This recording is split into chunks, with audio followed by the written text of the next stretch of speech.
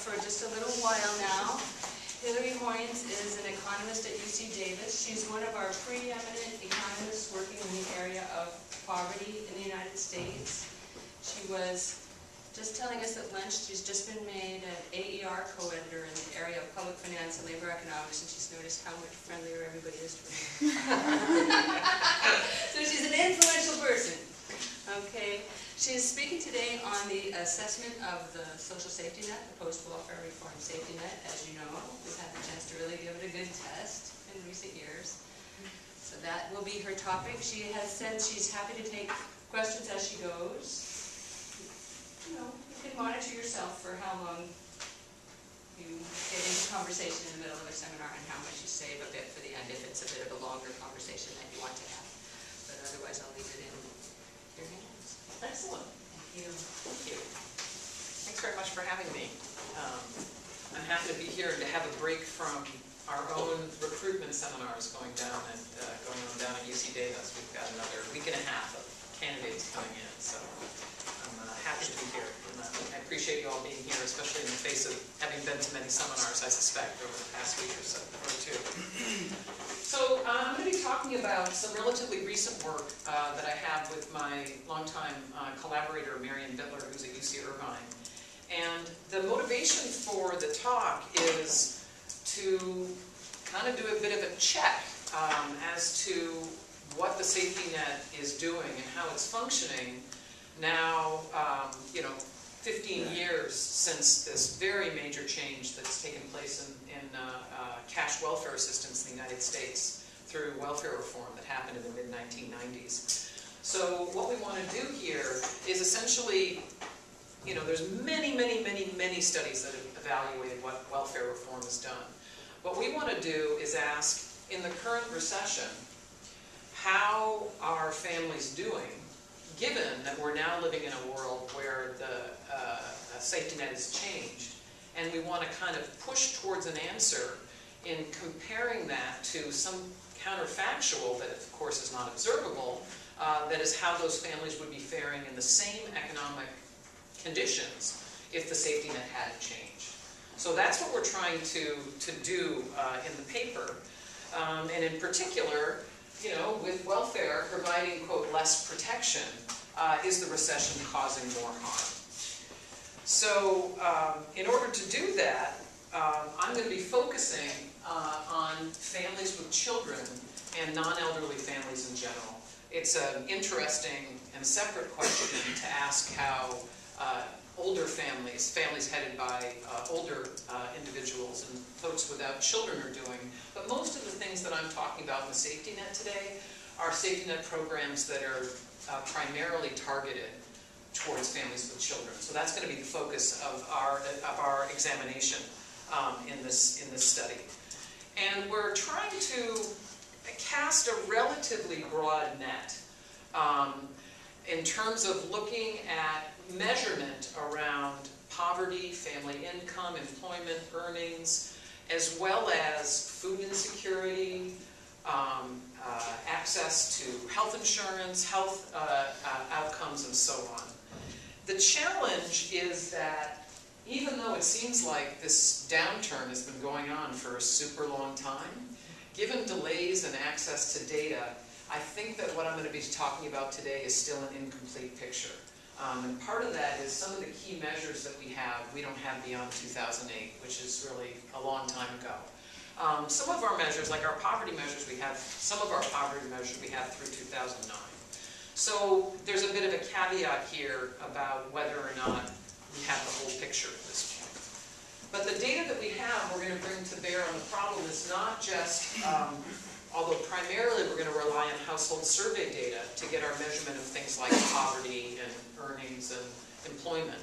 But we're also going to be taking advantage of administrative data on cash use of the safety net as counts of caseload and expenditures on the safety net that we can get over time by state, as well as looking at the safety net participation measures within the household survey. So we're going to sort of put together the information and data that we have available to us in order to try to consider a broad set of outcomes ones in our measurement of how households are doing.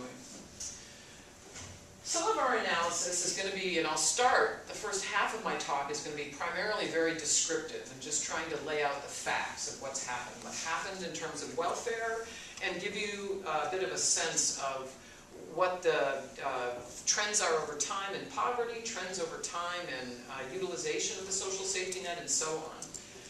We're going to also be doing some sort of simple descriptive comparisons of what's happening in the current recession to our closest comparison from the early 1980s recession, which is really the only recession in the post-war period that's on the magnitude of what we're observing today. So some of the evidence we're going to bring is going to be a comparison from now to that period 25 years ago. But then we're going to sort of move on past a sort of descriptive analysis and analyze with some regression models, taking advantage of not only variation over time in the recession, but using the extremely wide set of variation that we have across states in the United States right now in terms of the severity of the recession.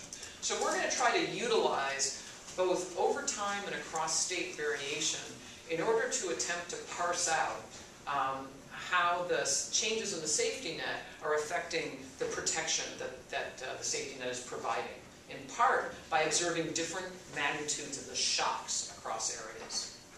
So that's the overarching approach in the paper. In my talk, like I said, I'm just going to start by making sure that we're all clear on what welfare reform is, what it does. I'll have a very brief one-slide description of sort of what we know already by the hundreds of papers that have been written on the subject of how welfare reform has affected families. And then, like I said, I'll bring a lot of descriptive evidence in my talk, and then move on to really the core empirical analysis in the last part of the presentation. So, welfare reform, what was welfare before and what is welfare now? The Aid to Families with Dependent Children program formed the core cash assistance program for low-income families with children in the United States. This program has been around since it was born as part of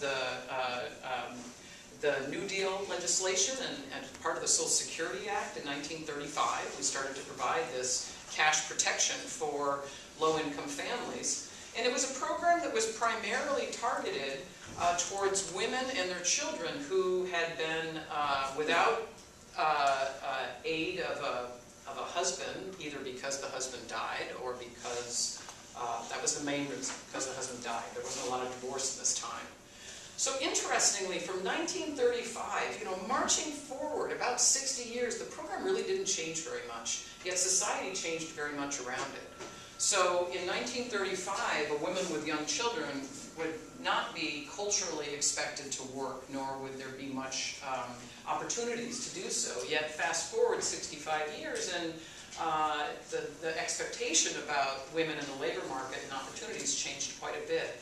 So essentially what happened, I think, in terms of the short story of welfare reform and the political economy behind it, is there was a lot less support for a sort of unlimited entitlement of cash protection for low-income families. And the argument was that it's real easy to identify using very simple static labor supply model that the structure of our cash support system discourages work.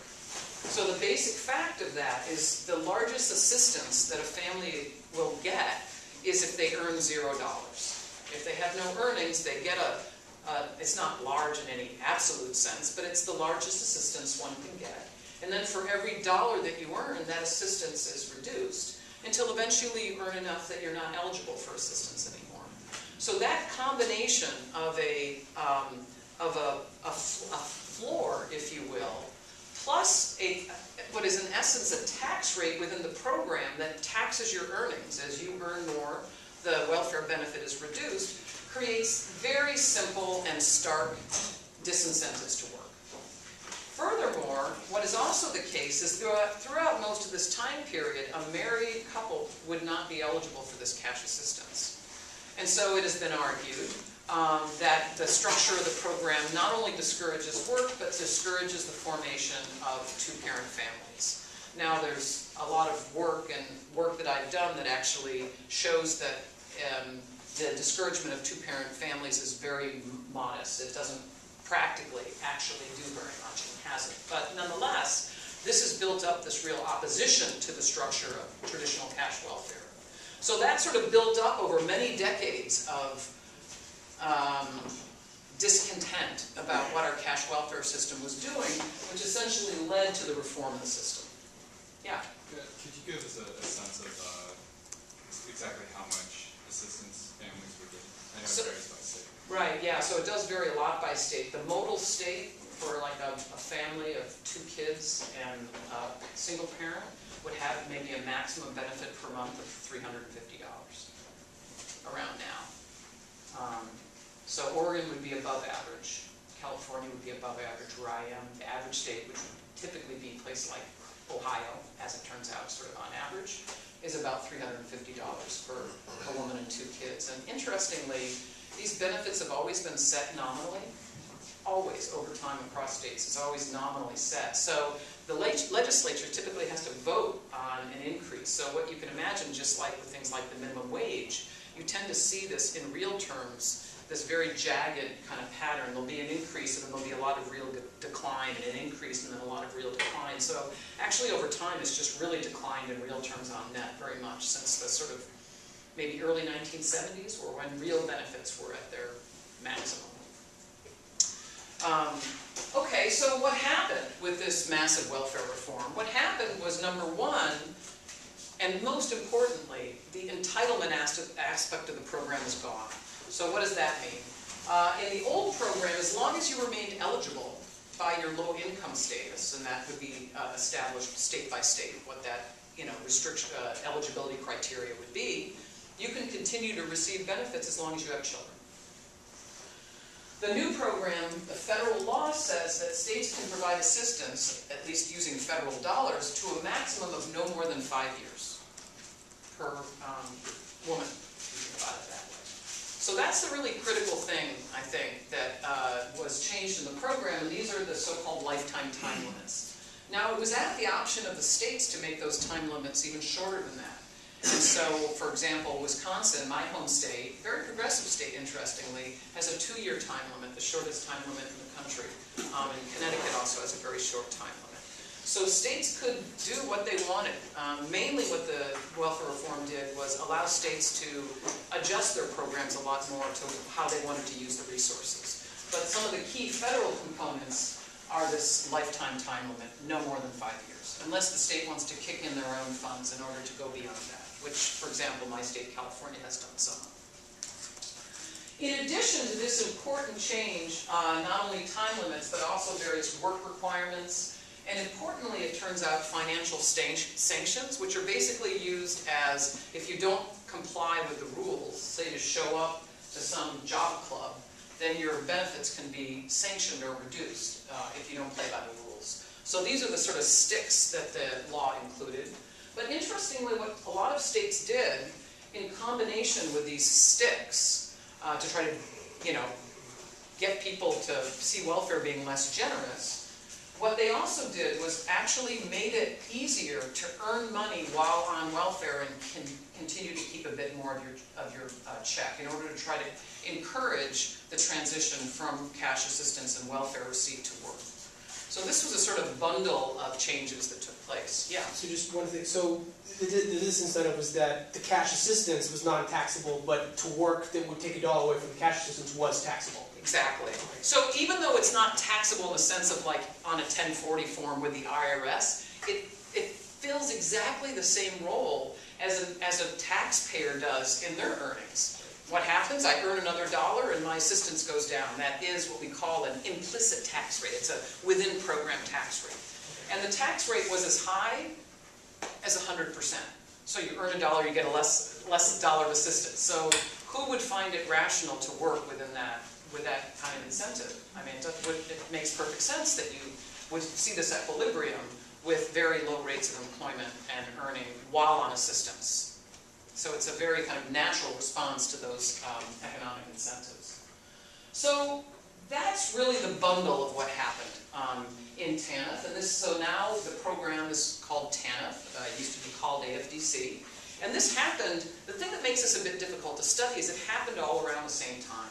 So Clinton signed the law in August 1996, and all states had to fully transition their programs to Tanf by, I don't know, January 1998 or something like that. So it was a pretty short window that all these changes took place. And so one of our, long-standing ways to try to identify the effects of policies like this is to use the rich variation across states. And so given that all these changes took place at the same time, it does make evaluation of the program a bit challenging. But one of the things that has been very helpful in trying to figure out what welfare reform did is, leading up to the Tanf transformation, many states were reforming their programs prior to that federal law. In fact, it was the reforms of the programs that were taking place through the so-called waiver system that actually led to the choice about what ended up in the federal law. And so a lot of states, something like 25 states, were doing some experimentation with their welfare programs prior to being forced to transition through Tanf.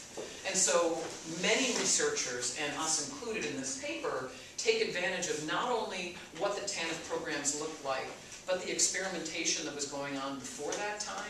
This was sort of around the time of the very end of the 1980s through the 1990s, leading up to this 1996 law. And so we end up with a bit more policy variation than it appears from my initial description of the Tanf program. Yeah? That's a big question. You can ask me to wait if you want. But it seems to me we've got one model and we're moving to another. Yeah. With the worries about labor force participation and that kind of thing. But if you compare us, say, to the Scandinavian countries, Yeah. much lower child poverty rate. Yep. 3% or something instead of 20. Yep. Very high female labor force participation rates. Yep. Some of the highest in the world. Yeah. What explains it? What explains that? Why don't Yeah. they face the trade-off that it feels like we're...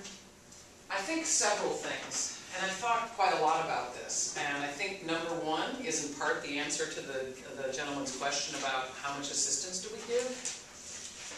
We don't spend much. So we're not bringing people, this doesn't bring people up to poverty. The average benefit is about 50% of poverty. So would it be a surprise if people shake their hands and say, oh, welfare, what? That doesn't do anything. It raises no children out of poverty. And you're like, hello? It's funding at $350 a month. Mechanically, it can't. So that's thing one, I think, is that our funding has never been very high. And I think importantly, our work, we've tended to fund mostly out-of-work assistance, even at relatively low levels, and less in-work assistance. So not a lot of subsidized childcare, not a lot of subsidized preschool. So until the kid is school age, there just isn't the protections there. And I think part of it, the final thing, I think, is a model towards more part-time work that has sort of emerged as an option in Europe that doesn't seem to be as much prevalent here. For certain kind of occupational classes of women. So it's a longer question, but I think in some ways it's no mystery really. Okay, so that's the Oh, just a quick question, kind of tag on that. So in the AFDC's heyday, yeah, what in the state where they were particularly generous, yeah. What was the highest level of assistance? Right, so say California, which wouldn't be the highest, was probably the highest in its day, the highest kind of big state, like Alaska was higher, but I think for a single woman with 2 kids, the maximum benefit might be something like $600 a month. So, still not very high. Not very high, yeah. Okay, so that's the kind of landscape. What do we know about this tremendous change that took place? Well, we know, with no question whatsoever, that the number of people receiving welfare has gone down a lot. Okay, so if the goal of this reform was to reduce, quote, dependence on welfare, that we were very successful at. Number 2, actually, I'm going to show you a figure that I hope will blow your mind, but I'm always a bit more blown away by it than people in the audience, is that the employment rate of disadvantaged women with children has really gone up a lot. And there's a lot of research that convinces me anyways that it was the combination of welfare reform, expansion in the earned income tax credit, which I'm going to talk about in a few minutes, and the strong economy of the late 1990s that was this sort of perfect storm that led to changes in the labor market for disadvantaged women in a way, in the kind of historical setting, is a quite dramatic increase. So that, you know, is, to the extent to which that was a desired outcome of this policy, which I think it absolutely was, there's been a lot of, that's a measure of success. There's really little consistent evidence that poverty increased or decreased. Okay, so again, this is like a lot of sort of floating around, but kind of below the poverty line that seems to be going on. There's actually not a lot of evidence that incomes increased or decreased. There's just nothing very systematic. So what we do know is employment increased and earnings increased, but maybe earnings went up and assistance went down, and maybe on net the family had a similar amount of income. Seems to be sort of what we think happened. There's little consistent evidence that child well-being worsened or improved. So this is possibly good news, because I think that there was a lot of concern that kids would be a lot worse off, because maybe the family didn't have any more income, but now the mom wasn't around anymore because she was working. It doesn't seem as though there's any consistent evidence that kids are worse off, except maybe some evidence for adolescents who I think have sort of ended up taking more caretaking roles of their younger siblings because mom is working crazy hours, things like that. So we know a lot, and there's been a lot that has examined what's happening, and like I said, it can be difficult, but you know, that's what social science research is all about, to try to parse out what the welfare reform is doing, what the strong economy is doing, right? That late 1990s economy for low-skilled workers was the most growth that we've seen in, 40 years. And this expansion of the earned income tax credit, which I have on the next slide I'll talk about. So that's what we know. Now, just to sort of move forward with some of the evidence. I don't know why that doesn't want to go down. Oop. There we go. Hopefully it's not going to go forward like another 3 pages. There we go. Okay, so here's just a starting picture. This is just total cash welfare caseloads, the number of families on aid. And it's not even normalized per population. It would look more dramatic if I had it that way, but this is just a total. From 1980 to 2009 is the last year I have. And here's where federal welfare reform took place. So you can see that we're at a level right now in terms of the number of families on aid that matches, well, I'd have to go all the way back to like 1964. Right? That's the landscape right now. Yeah. Your graph starts at 80. Yeah. Right at the recession. Yeah. Isn't that interesting? Well, I'll show you some more about that. This program has not typically had much relationship to the cycle because they tended to be folks who were sort of out of the labor market. So, you know, your visual sort of look at this isn't obvious that, you know, that the caseload goes up a lot in the recession. And I'll talk about that more. Yeah. So now, just in being clear on what the other elements of the safety net are, and thinking going forward, I already talked about cash assistance. Super important, a huge part of my story today is going to be about like food stamps as the program that's filling the gap that cash welfare left behind. And so food stamps is by far the biggest social safety net program in America right now, but it's not really particularly well known that that is so. Although there has been some great reporting on this, that at least I've seen in the New York Times, about what food stamps is doing in the current recession that I think has been excellent reporting. It's now, the program is actually now known as SNAP, but I'm having a little trouble making the adjustment to supplementary nutritional, I can't remember what it stands for. Something program. Assistance program. Thank you. Supplementary nutritional assistance program. Thank you. Thank you. SNAP. I should call it that. I just can't deal with that. Okay, so the earned income tax credit, what is that? That's something that I've done a lot of work on, and it's really interesting that welfare reform took place. So cash welfare is crashing, but we did something really good as part of that. And the main way that the U.S. system of safety net provides this sort of in-work support as opposed to just out-of-work support is through the earned income tax credit. So this works through the tax code, federal tax benefit, And it's a refund. And it essentially works like a welfare program in the sense that you have to be low income to receive it. And most of our EITC benefits are concentrated on families with children, like cash welfare. But it's an earnings subsidy. So you earn $0, you get 0 EITC. If you earn up to about very low level of, say, $10,000, $12,000, your earnings are subsidized if you have 2 children at the 40% rate. You earn $1, you get a 40% kick through the federal tax code. And then once your earnings are past something like $15,000, that benefit gets phased out. So you face the tax rate within the program, but it's only a 20% tax rate. So it's phased out very slowly. And so a family with 2 children can get an EITC benefit with income up in the high 30s, $1,000. The maximum benefit right now, if you have 2 kids, is about $4,500, $4,800. So it's not small relative to an income of, say, $15,000. And this program, in contrast to cash assistance, is uniformly work promoting. Because no earnings, no credit, earnings, credit. And so it creates a sort of additional benefit of entering the labor market. And these two things sort of happened at one time. The decline of welfare and the increase of the earned income tax credit. And that's a large part of the story of some important things going on in social policy in the United States. So that's EITC, and then things I'm not going to talk about as much today, but are sort of looming in the background. What I would certainly consider to be part of the safety net is Medicaid, health insurance for the poor, subsidized housing, and then other sort of nutrition programs, WIC for women, pregnant women, and breastfeeding and young children, and then free and reduced price lunch as through the schools.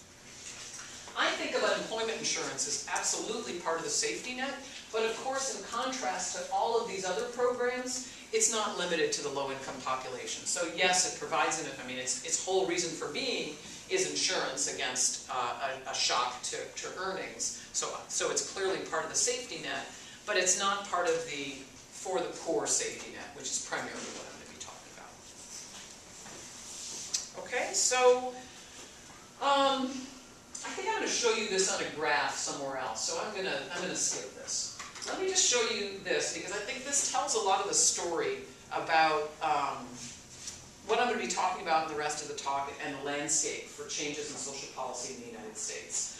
So on the y-axis is real spending on different programs in per capita terms. Picture wouldn't look very different if it wasn't in per capita terms, but just to put it in per person terms. Again, from 1980 to 2009. And the blue line is AFDC, now Tanf.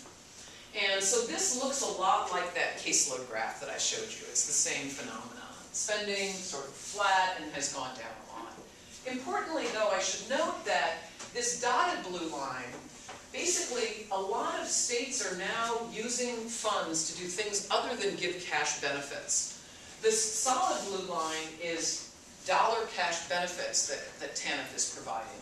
The dotted blue line is total spending on Tanf, which can include things like child care assistance and work transition assistance and transportation and a lot of other things. And so there really is this very kind of different story that total assistance and how it's changing over time compared to cash assistance. So for those who are getting benefits, the total monetized amount of those benefits is higher. Because as you saw, the caseload's declining, but kind of the expenditures is flatter. Okay, so that's what's happening with AFDC. Here's the stealth social policy program in America, is the Earned Income Tax Credit.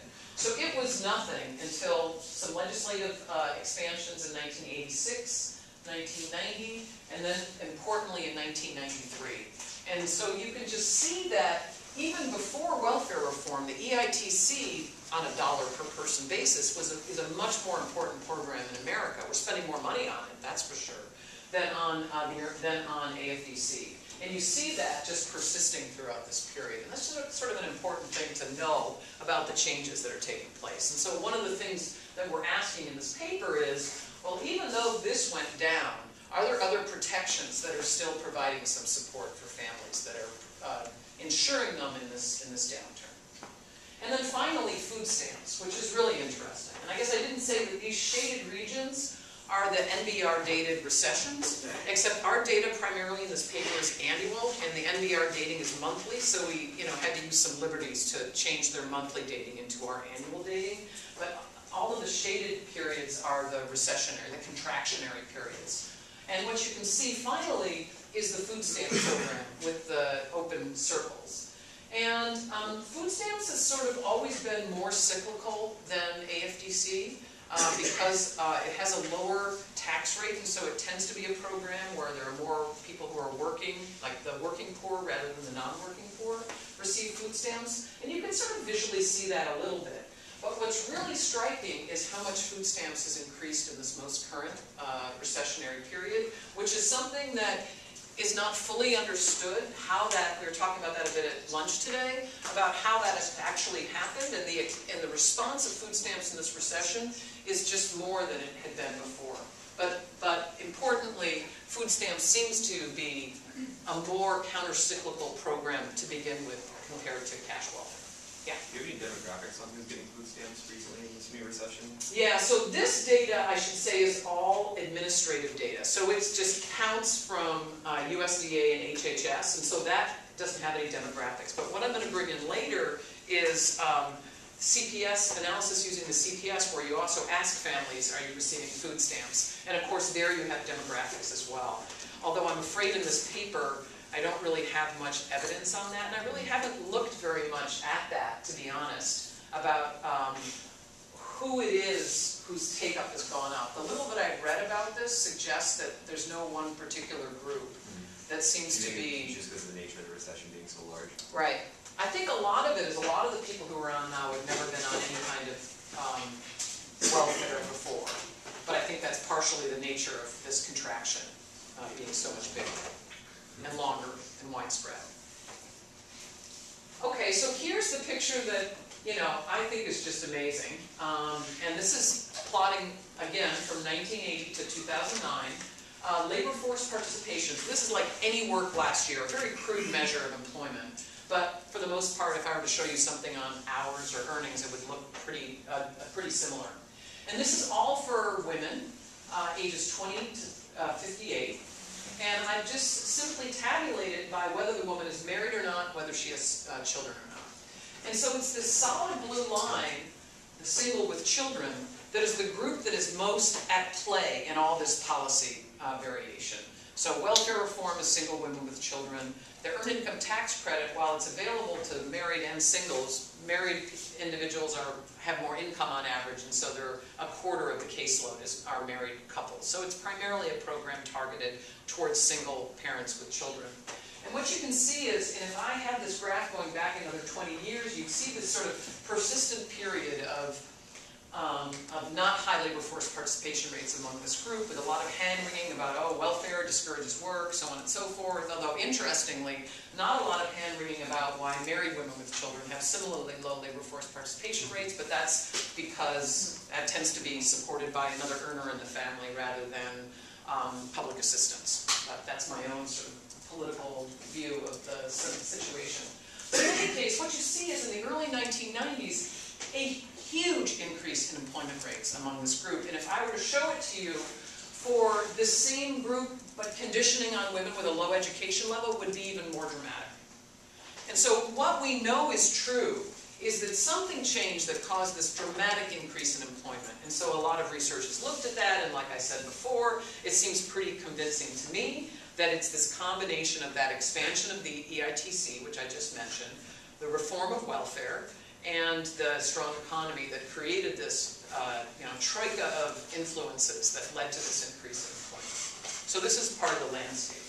And interestingly, while there's been some decline, it's not as dramatic as you might think in the current recession. Although, again, this is any work last year, so that's not a very strong measure or richer measure of labor supply.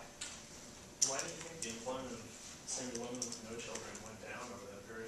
Yeah, part of that is, well, I think if you look here, I mean, they're sort of following the same trend, but If anything, it's kind of going down a little bit, and here's where, depending on how far up the age scale you put that, it can make it a little bit sensitive because of exit from the labor market.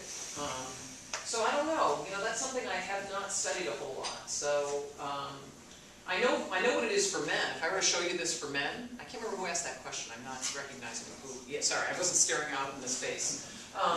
For men, it's dramatic how much older men's labor supply has gone down. And we know that that's primarily due to low-skilled workers taking up disability programs and generally being underemployed.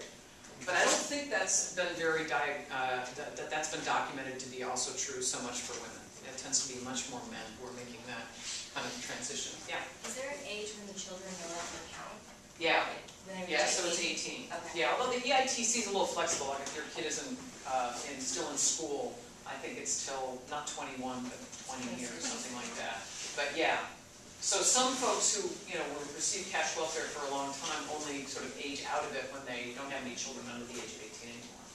And does this take that into account, that, so? Oh, I'm sorry. Actually, when I say, that's a good point. When I say no children, it doesn't mean she didn't have any children. It means there's no children currently living in the household with her that are under age 18. Sorry, I didn't gather that when you asked that question. That's what I meant. I answered you right, but this is, that's very unclear. It's single women with children under age 18 in the house, currently living in the household. Yeah, that's right. Right.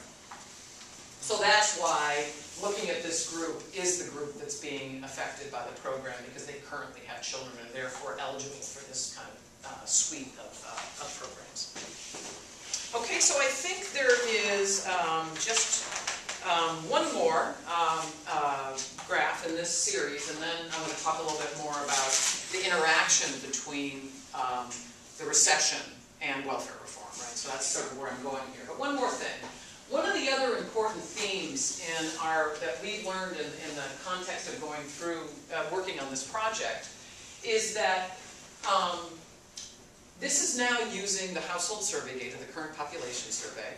And what's advantageous about using that data separately from the administrative data is we can observe how households are combining different safety net programs. And so this solid line on the bottom is the fraction of households, I'm trying to remember now which kinds of households I limited this to here. I think it's just any household with children that receive AFDC or Tanf. So this looks a lot like that first caseload graph that I showed you. It should, assuming the household survey data gives the same information as the administrative data.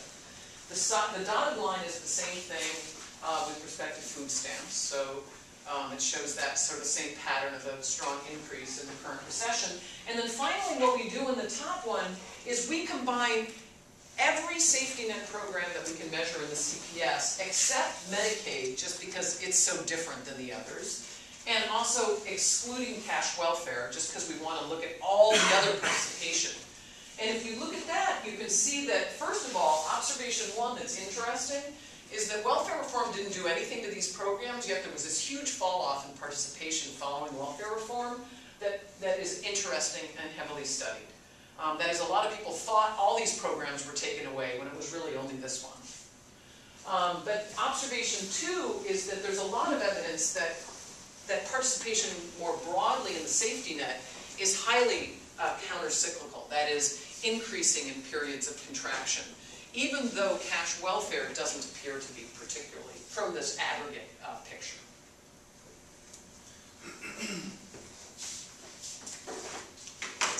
Okay, so now, moving forward and in thinking about the interactions, what we want to do is do the following analysis. We know that recessions lead to reductions in earnings, employment, income, increases in poverty. We're not going to say anything new about that.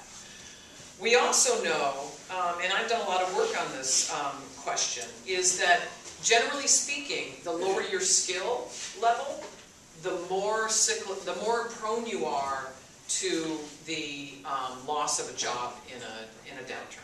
So lower skilled groups tend to have much more cyclically volatile incomes. And that's mostly because of the industries they work in, is what we think, is what I think that the research shows. So those two things have been well established, and we're going to say nothing new about that. But all we want to do is ask whether or not implementing welfare reform has changed the pattern of that cyclical risk that low skill groups face.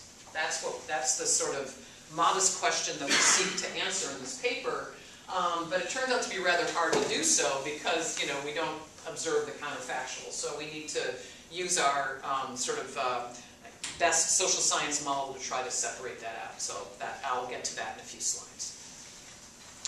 So the data, I think I mostly talked about this already. We're using this survey data, the March Current Population Survey, which is the data set that's used to calculate the unemployment rate every month. Although once a year, there's a much more detailed survey that collects information on annual income, annual earnings, participation in programs. That's what's used to calculate poverty every year, and that's the data set that we use in our analysis.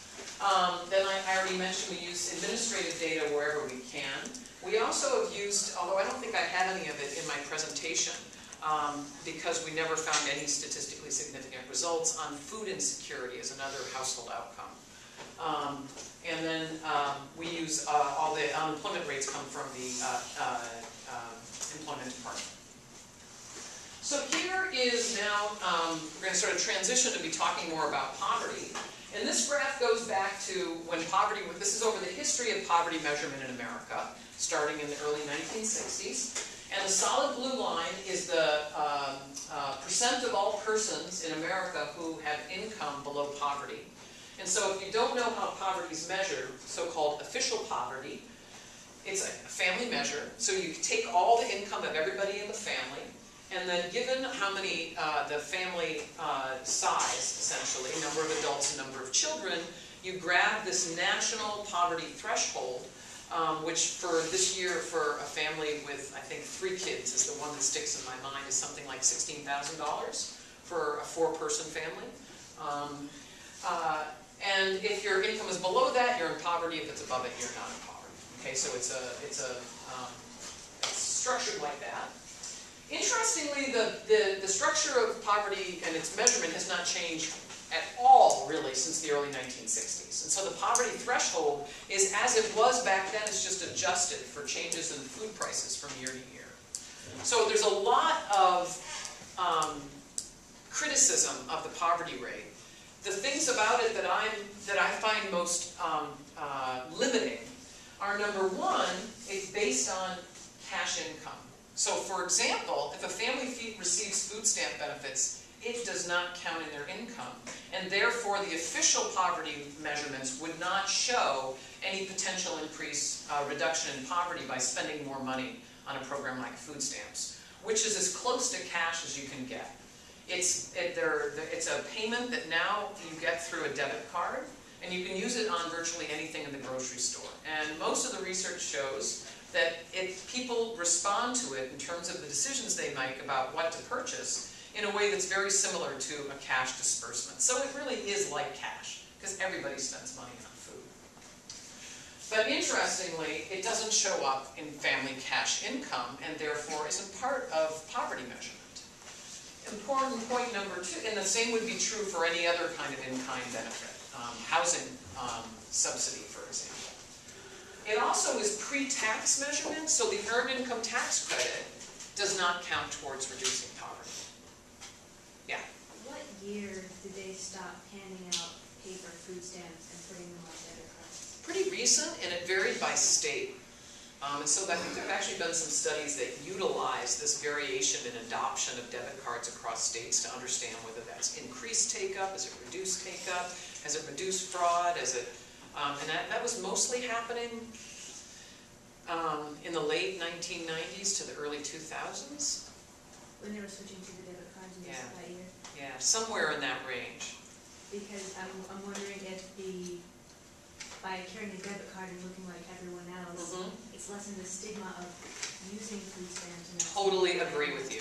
I totally agree, and I think that there's been some work that, because this whole stigma aspect of, to what extent does that explain why take-up of social programs is not higher? is a really interesting and sort of such an important question that we've never really had a whole lot of ability to answer very convincingly. And I think some folks have tried to take advantage of this debit card rollout as an example of how you can reduce fraud, because I don't know for any of you who would know this, have seen this before, but prior to that, I mean, it was a currency, so it was very visible using food stamps in a store. Yeah. I mean, could that be part of the reason why there was such a drop-off in general safety net expenditures or buy-ins following welfare reform? Because I bet you anything was all over C-SPAN and CNN and Fox News, you know, all these horrible scum suckers on safety nets. There's just this, they became totally aware of how the general population thought of people on the safety net. I bet you there was this rush to, let's get off of this thing. Right.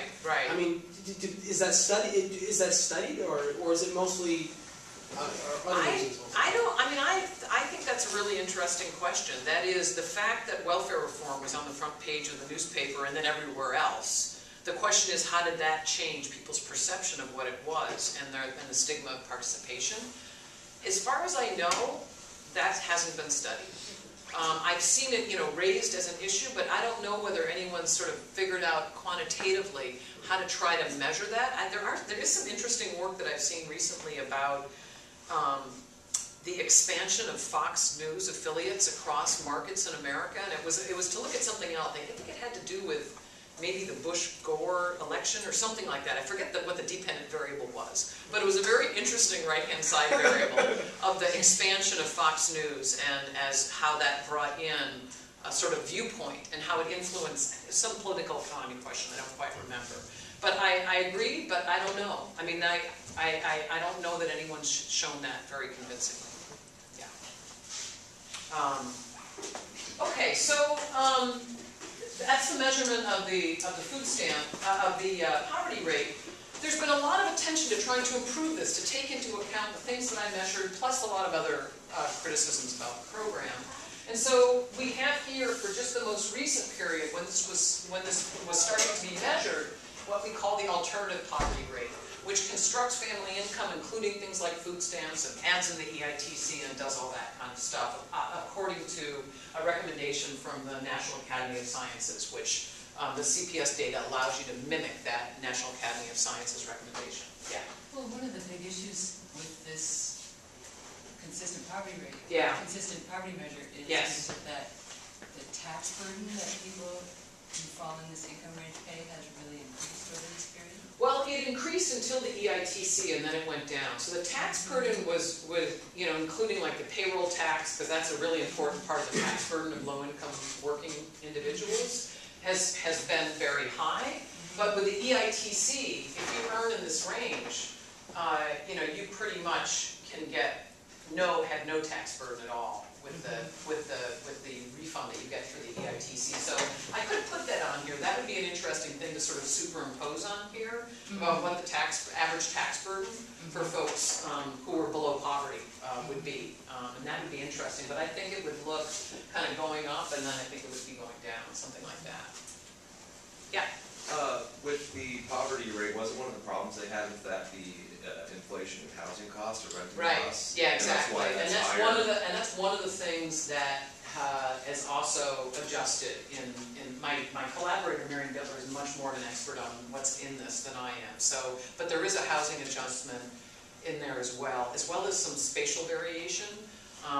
Although I think our measure does not use the spatial variation. That was one thing we couldn't get in the public use data. But interestingly, on net it's a bit higher, but I kind of give that less attention. What I'm more interested in how it varies. So I actually just released the 2009 numbers just like 2 weeks ago. And so I just updated this in preparing my lecture for today.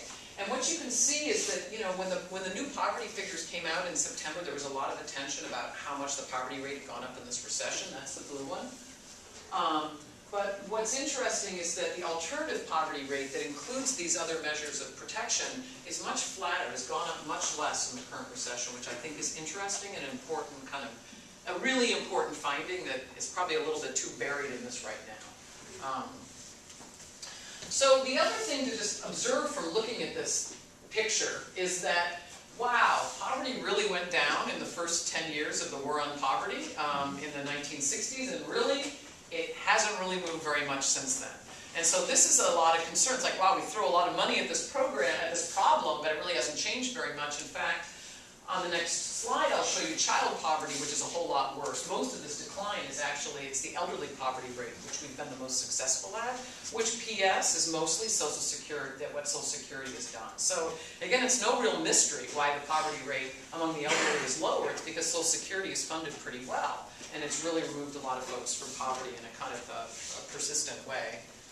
So here is the same picture, but just from 1980 on, and shows, again, this is the poverty rate, but just for all non-elderly. Okay, the last picture was the overall poverty rate. And then the dotted blue line is the poverty rate for children, which is rather high and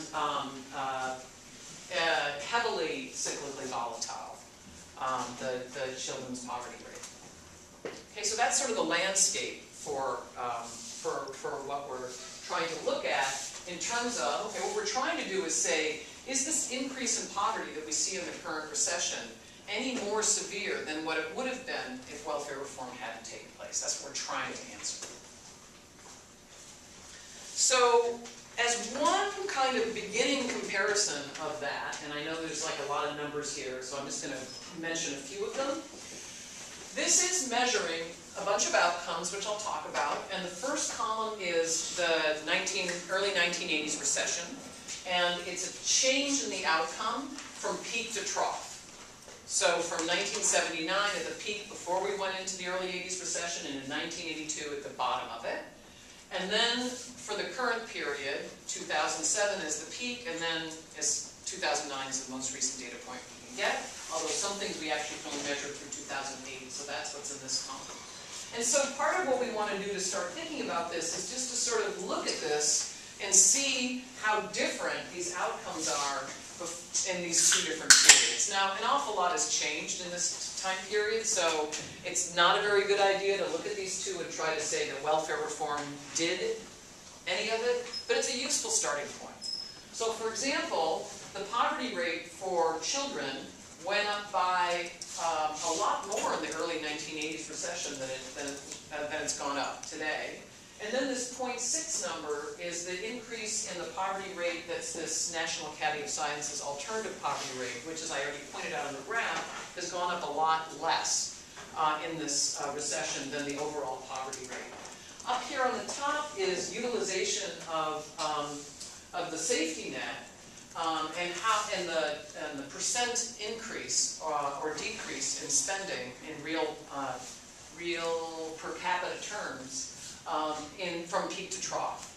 And so what you can see is that, you know, AFDC assistance has gone down in this recession, which is kind of, you know, if you didn't know the program was reformed and someone just told you that, you'd say, well, that's puzzling. Isn't this a program for people in need and it's gone down in the current recession? Yet food stamp spending, this has gone up by 68% per capita real food stamp spending in the current recession. Unemployment insurance has obviously gone, employment compensation has gone up by a lot, and the earned income tax credit there's really not that much information from this period. The program is really small. That's not very useful. It has not really changed very much. I think I'm going to skip the next slide and go on to showing you a few more things. I feel like it's taken me a while to get to my model, but this paper is mostly about the descriptive findings and the regression estimates sort of quantify the story that the pictures tell. So what is this? This is now trying to scope in a little bit further on the current recession compared to both the early 80s recession and the early 1990s recession. And what this is month by month, and the blue line in each one of the graphs is the total number of unemployed individuals, just a count of the individuals, although everything is scaled back to be 1 in the first month of the recession, you know, when the official NBR dating kicks in. And so what we can see by this, by pushing it on the same scale, and I forced the y-axes to be the same in all three of these, you can see visually first how big the, now this is unemployment, this is, how big the recession is and how persistent it is compared to the 1980s recession or the 1990s recession. And then what I've also got on here is the administrative counts of the number of families on AFPC and food stamps, again, all normed to 1 at the beginning year of the recession. And so what you can see from this is another measure of, yes, food stamp caseload has gone up a lot with this recession. In the 80s, there didn't seem to be much relationship at all with the caseload of either kind to the recession. And in the 1990s recession, it seemed like AFDC was more responsive to the cyclical downturn, although food stamps was more responsive. So from this, sort of my conclusion is that it seems like food stamps has become much more counter-cyclical, although these are still just sort of broad graphs. And the AFDC has never had a particularly strong pattern of counter-cyclical insurance protection. And so, finally, another way of looking at the importance of the safety net is, again, to compare 1982, now this is 2008, because there was one data element we couldn't get for 2009, and what it does is it takes all the families who are in poverty, or families in what we call extreme poverty, when you have income below 50% of the poverty line, and among that subset of people who are poor, tabulating the share of those households or families that have any earned income, any cash welfare, food stamps, and so on. And what you can see from this is that families in poverty are much more likely to have earnings now than they used to.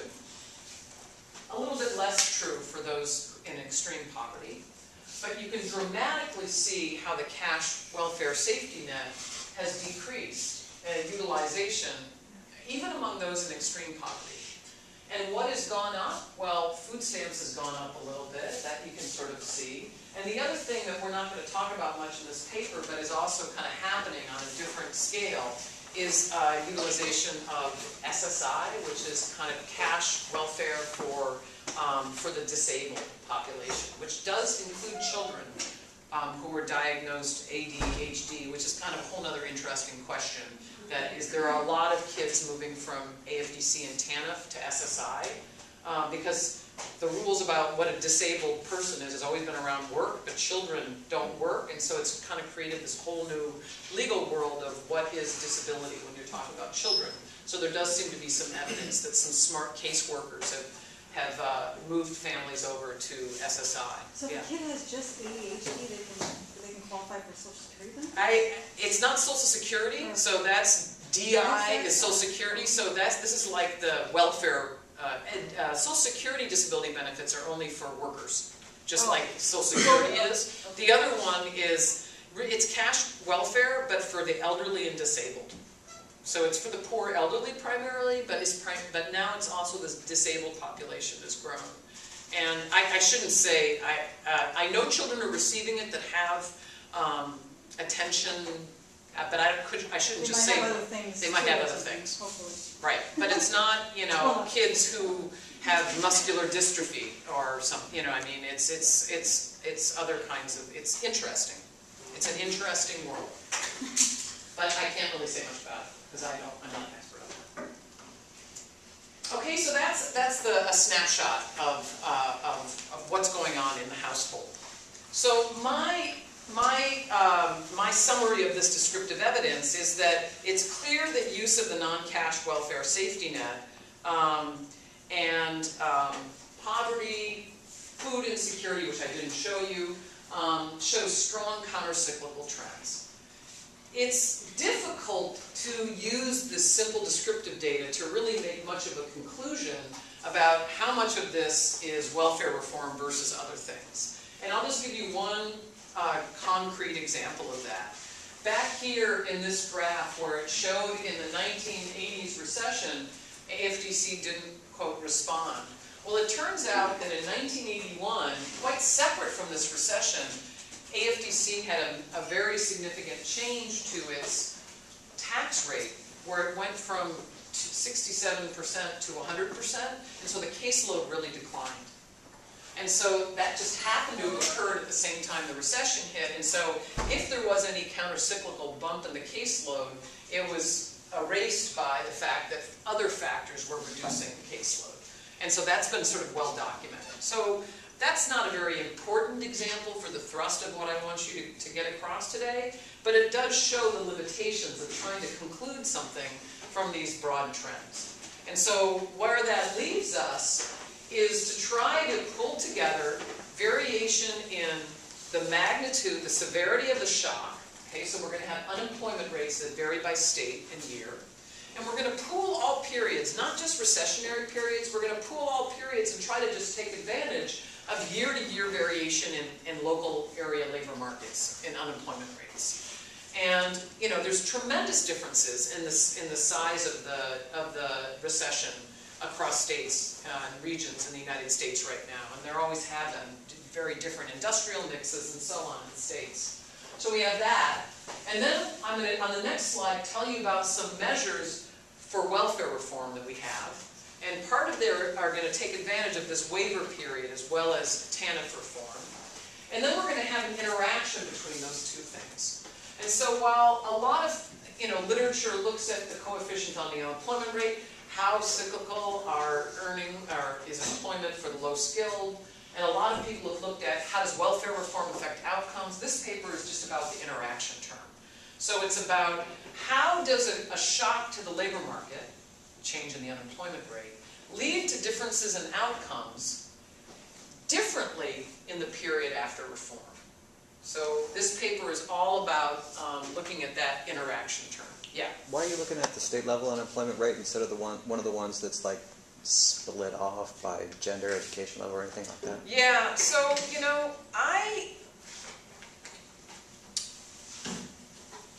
I'm a strong believer in trying to utilize the fact that different areas have different industry mixes and therefore different shocks. I'm a little bit more, well, first of all, sort of my whole analysis is sort of about low-skilled women, so it kind of creates less opportunity for variation in unemployment rates by gender or skill group. And so, and those other skill groups don't get welfare reform, so they're kind of not in this model, if you will. But I'm also a bit worried about the endogeneity of trends in labor markets for different skill groups as being sort of endogenous to what it is that I'm studying. And that's sort of the primary reason why I prefer a local labor market area definition of unemployment rather than a demographic group definition of labor market. So but I think that different people, this is one of these things that reasonable people can disagree on. I don't think it's really obvious. But now that I know how you're looking at the unemployment rate, I'm completely comfortable. Yeah, Thank you. Yeah. And the other thing is that the state isn't really a very natural labor market. The census does define these labor market areas. That's a technical definition. But in the CPS, we don't observe anything at the sub-state level because it's not big enough, so we sort of rely on the state here. Okay, I think I said everything here. Let me just give you what is sort of a visual of what I think these regressions are doing. So we're trying to utilize variation across space and time. And so take this figure up here. The x-axis is the change in the unemployment rate, again, between the peak and trough, so 2007 to 2009, and by way of comparison between 1979 and 1982. And each dot on this scatter plot is a state, and bigger dots are bigger states. And then on the y-axis is some different outcome variable. So the first is cash welfare assistance. The second is, AFDC Tanf. The second is food stamps, and the third is poverty. And like before, I've forced the scales to be the same on each one of the pairs of graphs, so you can sort of visually see the differences. And what do I kind of try to, and what we're interested in this paper, the interaction between the labor market and reform, is sort of about how the slope of these scatter plots has changed pre and post reform, although I'll tell you in a second how we actually measure reform, but this is a sort of just before after snapshot view. So if I look at first observation 1, this is a really big range of changes in unemployment rates. That this scale goes from 0 to 8 percentage points, peak to trough change. And this was the same, was also true in the early 80s recession, big variation. Observation 2 is that AFDC, even when you cut it out at the state level, still doesn't look like there's much response to the change in the labor market. So in areas that have a larger unemployment shock, they don't appear to have any more influx of AFDC spending. Whereas with food stamps, it seems as though you can sort of see a bit of a slope to that line in that scatter plot there. But there's not a really clear pattern in terms of child poverty and the unemployment rate, which might be telling us that there's some protection that's being provided. Yet in the earlier 80s recession, it looks like there might be a little bit more slope to the unemployment rate. So if anything, by looking at this, it might look like there's more protection going on now than in this earlier period. But it's not going to be quite that. That's not really going to be the story that emerges from the regression estimates. But this is kind of a visual of what the regressions are meant to be capturing. So these are our different measures of welfare reform. We've got one just pre-PROS dummy. So that's just a reform dummy that turns on when either the state has passed a waiver or Tanf, whichever comes first, and then they're on forevermore after that. So that's a pretty crude pre-post estimator with some time variation because of when waivers were kicked in. And then we're going to have two other measures that try to capture just how much the state did. Because some states made massive reforms to their system and other states were more gentle in the reforms. So we're going to measure either the severity of the time limits, so the omitted group is going to be no time limit. And then as you move down this list, it's a more strict time limit that the state introduces. And then we're also going to look at severity of financial sanctions. So the omitted group is going to be weak or no sanctions. And then as you move down the list, it's the state has a more stringent sanction process. And so I'm going to show you results with all three different sets of measures for reform, all within the same kind of model, where we've also got controls for fixed effects for the state, fixed effects per year, and so on in the model. So here are the results for using the administrative data on the caseload. So step one is to say, okay, what can we say about the counter-cyclical nature of AFDC benefits, AFDC TANF, and food stamps, and then we'll move downstream to look at the poverty and so on. And so the first line on this table is the coefficient on the unemployment rate. And so this, the fact that all of those coefficients are positive say that on average, when the unemployment rate goes up, AFDC caseloads go up and food stamp caseloads go up. So they are on net both counter-cyclical programs, although you can see that the coefficients for food stamps are everywhere higher. So food stamps is more cyclically responsive. And this uses data back to 1980, I should say. So 1980, and then one observation for each state. So then the coefficient on the interaction of reform and the unemployment rate. The coefficient for any reform is not statistically significant, but if you look for the coefficients for using the time limits or the severity of the financial sanctions, there's not a lot of statistically significant coefficients, but the basic pattern seems to be negative values. What does that mean? It means that the counter-cyclical nature of cash welfare has become less with reform. Okay, so that's the not really precisely estimated implication that those results show for cash welfare. For food stamps, it's the opposite. So these interaction terms are positive, which means that a given increase in unemployment leads to a greater response of food stamps. And so what we conclude from this is that the evidence is not so compelling, but the pattern of estimates seem to show that welfare reform led AFDC, the protection through AFDC to become less so, but the protection through food stamps has become more prevalent post-welfare reform. And that you could kind of see, I guess, at least the food stamp one, pretty much from the pictures. So next, now moving on to outcomes that we care a bit more about. This table is limiting the analysis to families that are headed by single women as being our sort of high impact group. And we look at the same sort of model, although we look at effects on, after public assistance income, earnings or wage and salary income and total family income. And so again, the first line of the table shows that when the unemployment rate goes up, as it should be no surprise, earnings go down and family income goes down. But the question is, post-welfare reform, is that more or less volatile? So, all of the coefficients are negative. So the coefficients being negative means that those cyclical fluctuations in earnings and income are greater post-welfare reform. Okay, so that says when the unemployment rate goes up, your earnings go down by more, and your income goes down by more than before welfare reform. So there's more kind of risk over the cycle for these lower skilled groups. And then finally, moving on to poverty, we look at the same sorts of models, although in the interest of space, I've only showed the model for the any reform dummy, although the other models show qualitatively similar findings.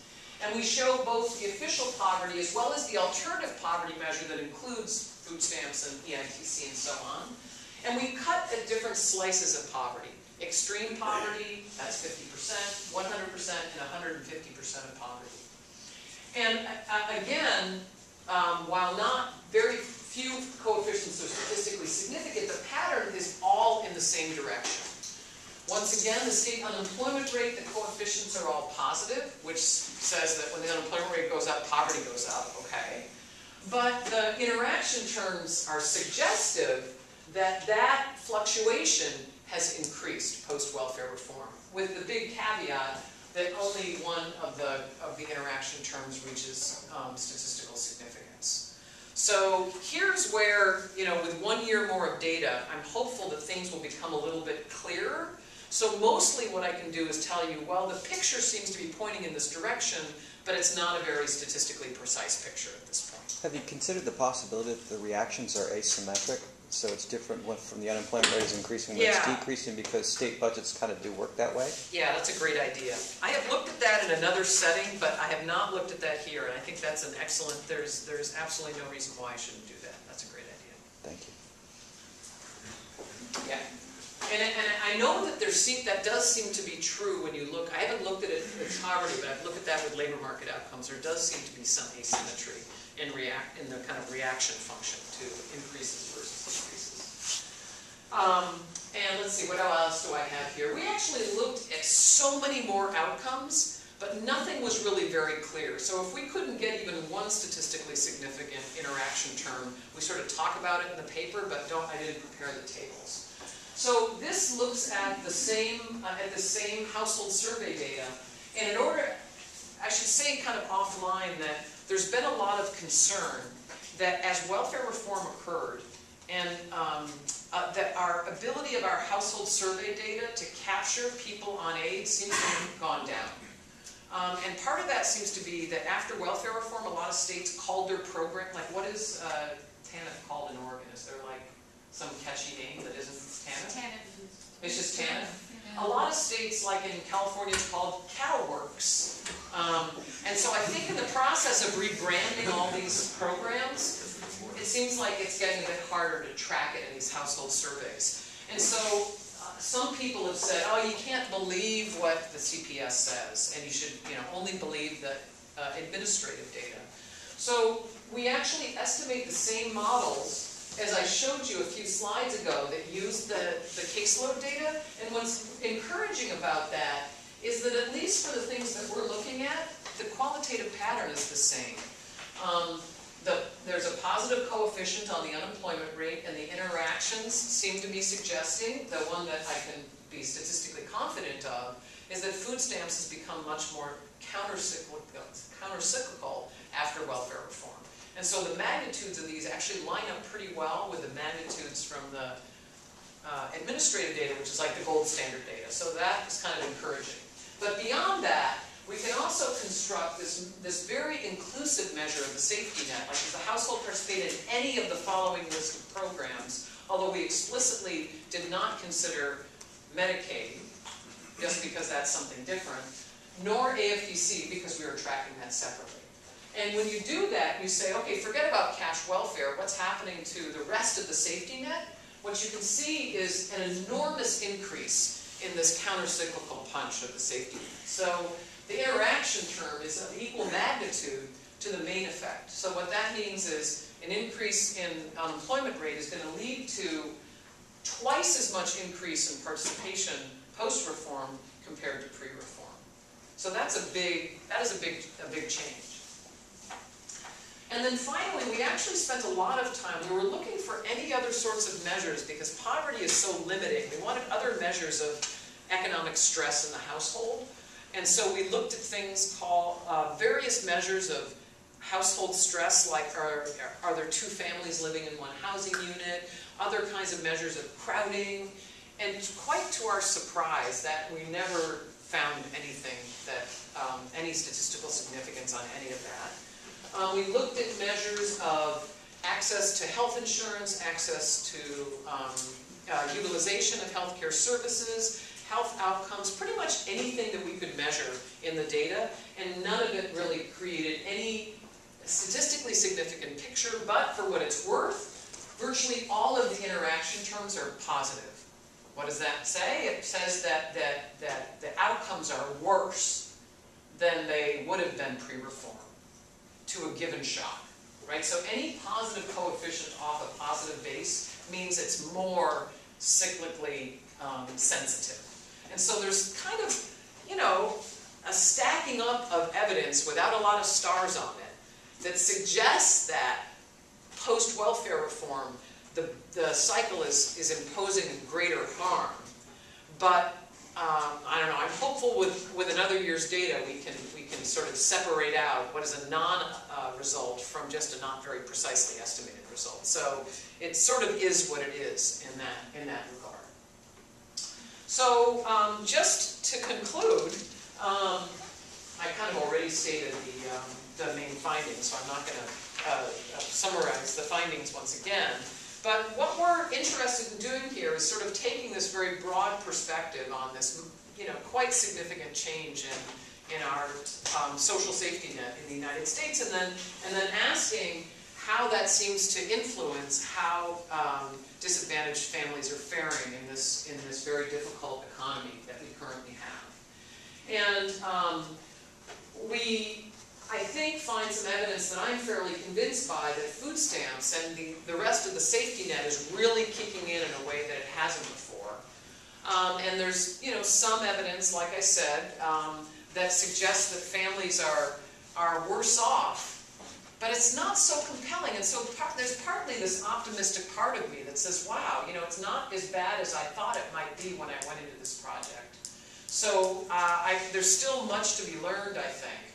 But at some level, I guess I'm a little bit encouraged that by doing these massive reforms, there are some compensating programs that are filling the gap a little bit, so that the disadvantage of these groups doesn't appear to be all that much worse than it would have been prior to reform. But it's no better either. So. Thank you. Any more questions? I do have one. I didn't want to go ahead with anybody's questions about the actual data, though.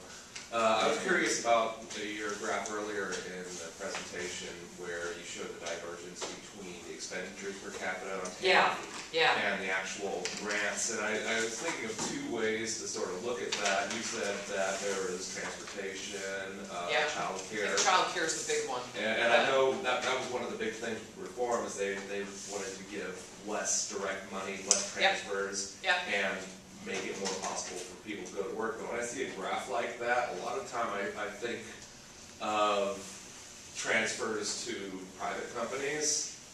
Whenever you're talking about government data, did you see anything along You know those what, lines? I don't know anything about that, actually. The data that I have is purely from the It's just accounting the numbers. standpoint of spending, not, you know, there could be some intermediaries that, you know, are taking some rents off the top of that. I don't know anything about that, I've not heard that.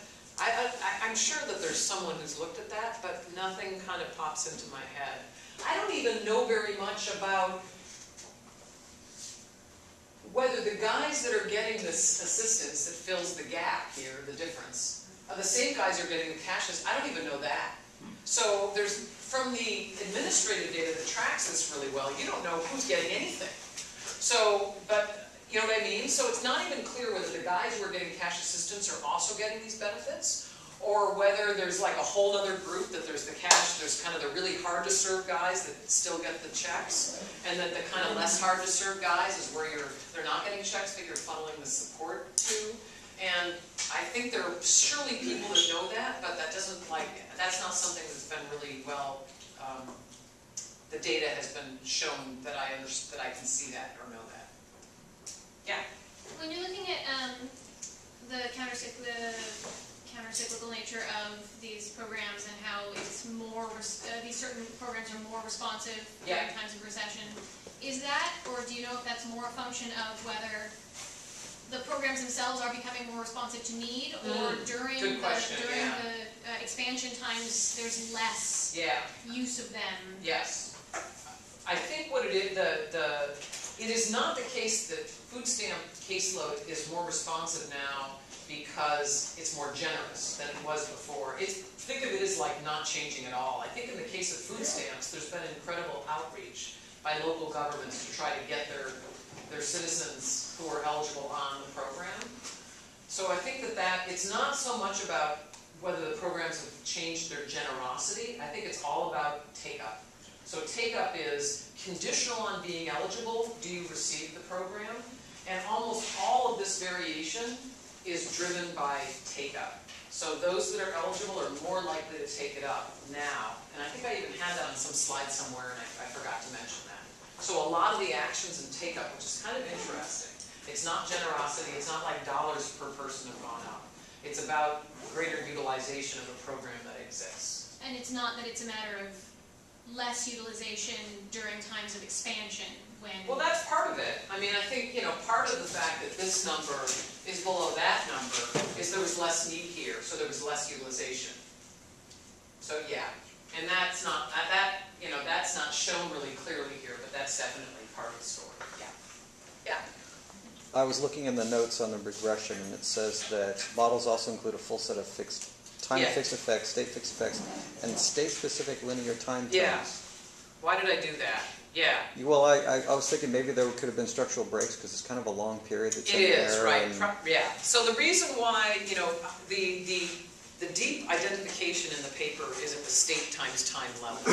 So while I would love to put in a set of unrestricted state times time, obviously can't do that.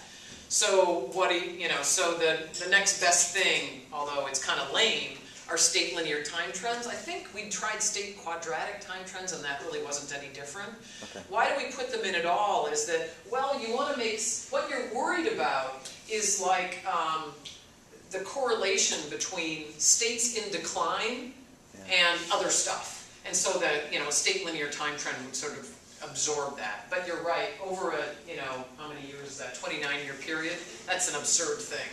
But you know, there's only so far you can push that until you push up against the level of variation. I think all we tried in this paper was quadratic, and which isn't all that great, but I recall that the estimates were not any different then. But yeah, that's a good question, observation.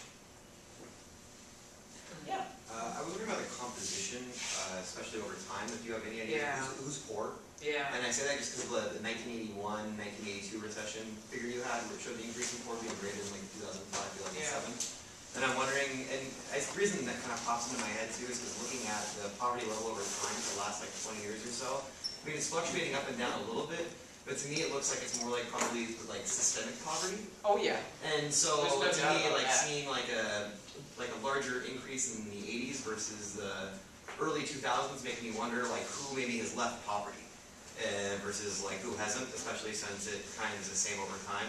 Yeah. And then also looking at like welfare measures for like comparing them against poverty when like you said yourself that the poverty like what they receive from the government isn't factored into their income. Right. You're not going to see any change in the poverty level. Right. even So after I welfare am reform. for my alternative poverty measures, which both we had in these tables as well as in the regressions. So these ones here are our best, the most inclusive we can be, given what we observe and can add up. So these I trust a lot more as being informative than these, because they include the food stamps and the EITC and that sort of thing. And the pattern's pretty much the same. I mean, it actually kind of surprised me that the pattern was so similar. But it is more inclusive, for sure. To answer your question about the composition, I was sort of reflecting on your observation and thinking it's kind of something big that we sort of just completely didn't address in this paper at all. And I mean, you're right that the biggest factor is very systemic. So if I were to show you African American poverty rates over this time period, it would look like what you would expect it looks like. In terms of the composition of who is poor now, the biggest difference just reflects there's more Hispanics who are poor, but that's because there are more Hispanics. I don't think their poverty rate today is any different than the poverty rate in the early 80s. So I mean, you're right that it is mostly systemic. Yeah, I mean, that's really a good work. Yeah, but I think it would be interesting. I mean, there's no reason why, like this could be very informative to just cut this by race ethnicity, estimate this separately for whites, blacks, and Hispanics. And I think that could be very useful. And I'm not really sure why it we provide didn't. like kind of like some insights. Yeah, I totally agree. Causing that or where. Totally agree. Yeah. There's so many things going on with that, like incarceration rates and mental Yeah. illness and all that kind of thing. Yes. Well, especially in the 90s too, because Clinton was putting a bunch of people behind bars when Right. they were in all those prisons. So. Yeah.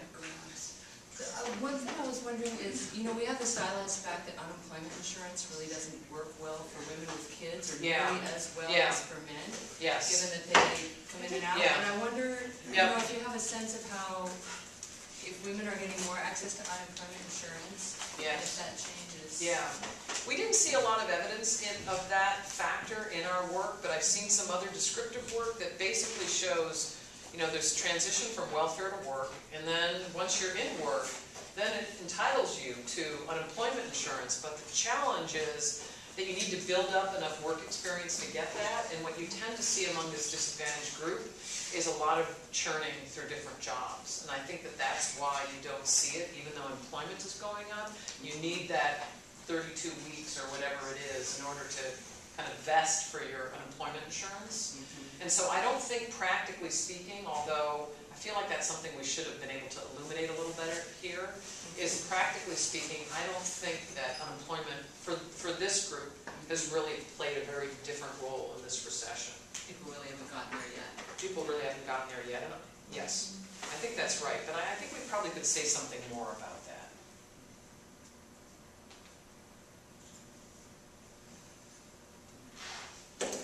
Grab one. Yeah. This, one of the things, it's not directly within your sort of focus here, but it strikes me that this shift, one of the consequences has been is that it is now possible to exist on a far lower wage than previously, and sort of have you seen the... Because of the EITC, you mean? Yeah, and food stamps. Have they responded, and has there been sort of an erosion of wages that sort of industry responds where I can hire someone, for what before they could not, if there's a disincentive to work, there's also a disincentive to provide. That's absolutely right. There's like general equilibrium effects that are going on in there. This is like the opposite of the tax incidence case. It's, it's this subsidy. There's a very small literature that looks at that with the earned income tax credit that seems to be suggestive that indeed some of the kind of gains in the EITC are eroded away by a kind of general equilibrium reduction in wages among the less skilled. But that literature is kind of in its early stages, but it's suggestive that there's some of that going on now. Of course, minimum wages, create some floor to that. But what's interesting, if you kind of write down the model to do that general equilibrium analysis, What's interesting is that EITC primarily goes to people with kids. Yet in workplace, people with kids and people without kids are kind of working, potentially substituting for one another in the workplace. So it makes the kind of analysis of, is there an ability to kind of do that targeted discrimination, if you will, in wages that sort of, it kind of in part depends on how much separation there is among the different eligibility groups in the workplace, which makes the problem kind of interesting, but not quite as clear in terms of what you'd expect. But I think there's some evidence of it. And I haven't seen anything of that on food stamps. You know what, I just want to note that we're at 4:35. Maybe Professor Hoynes will take a question individually. Sure. For a little while longer, and if anybody else needs or wants to go, carry on, and we'll see you in a couple of Thank you weeks. very much. I appreciate your time.